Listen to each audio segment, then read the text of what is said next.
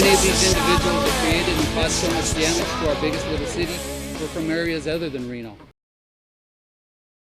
Hey there, I hope everyone's doing well. Back in May of 2020, as was the case in several other American cities during that time, there was a riot in downtown Reno. According to the police and media reports, most of the people who participated in it were from out of state. I recall at the time some of the people who lived in my neighborhood were concerned violence could spread to the surrounding suburban communities, including ours. Agencies from surrounding areas responded and immediately sent officers to assist the Reno police. The short duration of the unrest was due to the effective police response. Prior to the riot, there were protests during the day which organizers and the media attempted to assure the community their intentions were peaceful. The thing about protest is they're always peaceful until they're not. Once the sun set, that's when the situation escalated from protesting to violence. Rioters broke windows, set cars on fire, and attempted to destroy anything they could get their hands on.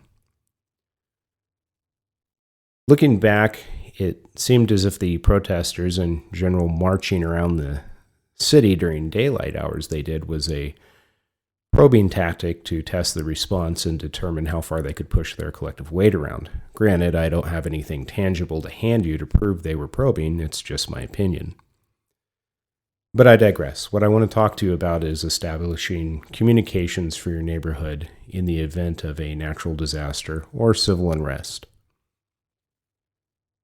Back before COVID-19, there was a survey conducted by Ownerly which tried to gauge how many homeowners knew their neighbors. According to this survey, 26% of respondents 39 years of age and younger don't know their neighbors on a first-name basis, and approximately 21% of apartment residents don't know their neighbors. I think there's a collective angst about the future that no matter the results of the upcoming election cycle, the ongoing border issues, as well as the current overseas conflicts, that something is going to give. With that in mind, it's probably a good idea to try and mitigate any liabilities one might have, whether it's shoring up financial obligations or immediate needs like food, security, or medical needs. And that leads me to the main topic of this video, which is setting up comms for your neighborhood. Do you know your neighbors? Have you ever sat down with them and had a drink or broken bread with them? Getting to know your neighbors is the first step in setting up community comms networks. It can be a lofty goal as well because even if you do know your neighbor on a first-name basis, you may not like them or they may not like you. However, it's important to keep in mind that even if you have tension with a neighbor, you have more in common than you may realize. You both live in the same community and have a mutual interest in protecting it. Protecting your property rights, financial investments, as well as preserving the safety of your families and friends. I think those are sufficient reasons to put differences aside. During the riots in my area, there were many people who wished they had contacted each other and established a community comms network for information sharing and in advance. In the previous video, I mentioned why I think some groups fail, and it was on full display after the violence dissipated. At first, everyone was enthusiastic about having a comms network, but once things settled down, people receded into their previous state of contentment. After enough time passed, it was as if they forgot why establishing communications was important in the first place. Establishing a community radio network is also helpful for natural disasters, not just man-made ones. If there is an earthquake or tornado in your area, and if the phones were temporarily down for a day or two or longer, then this is where a network could pay off. I think GMRS checks a lot of those boxes for this type of purpose-driven goal. The barrier to entry is low, and you can use repeaters if you determine one is appropriate for your needs. Beyond procuring equipment, what does a network look like? What are the steps? And what work needs to be put in? I think that might vary depending on if you live in a house or an apartment. For those living in apartments, I can see how it would be difficult to set up a network because maybe there's a high tenant turnover rate in your complex, making it hard to make long-term connections.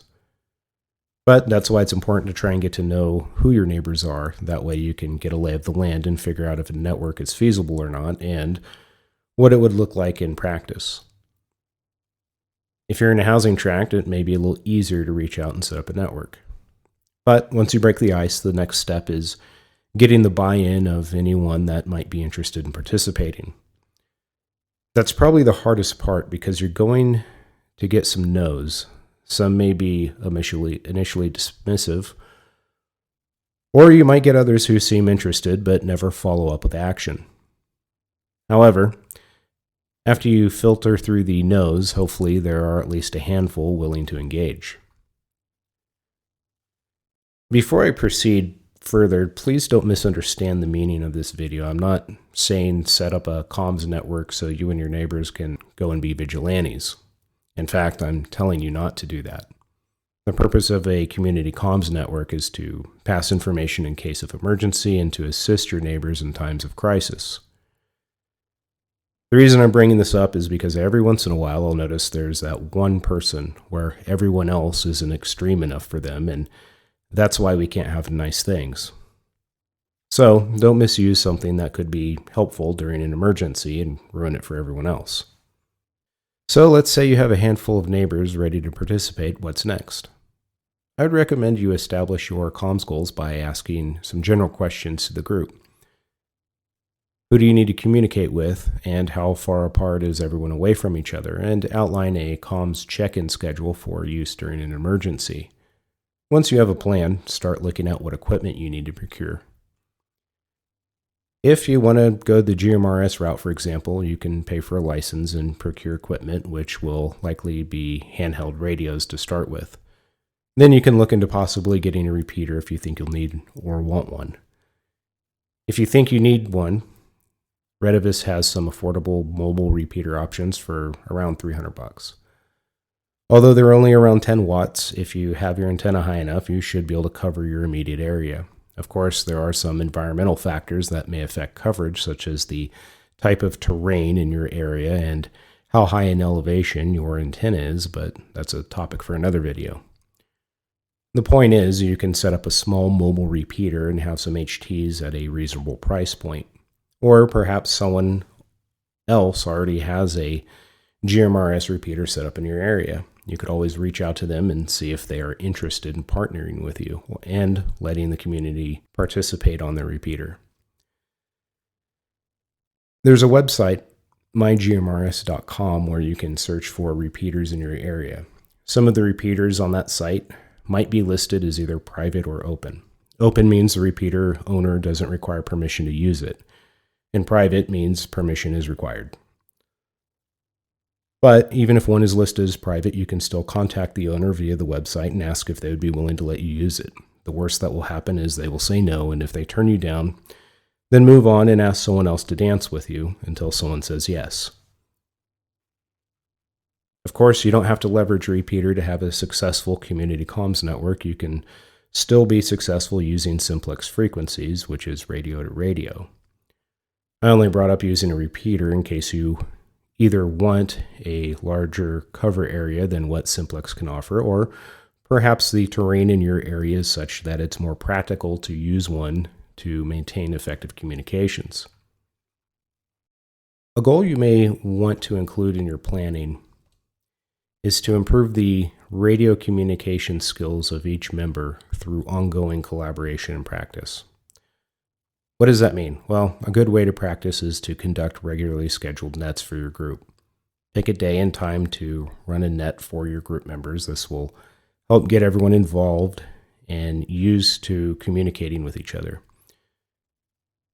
Establishing a reoccurring net is a good way to test your equipment, identify gaps in your communications, and ensure the process you have in place is working and effective.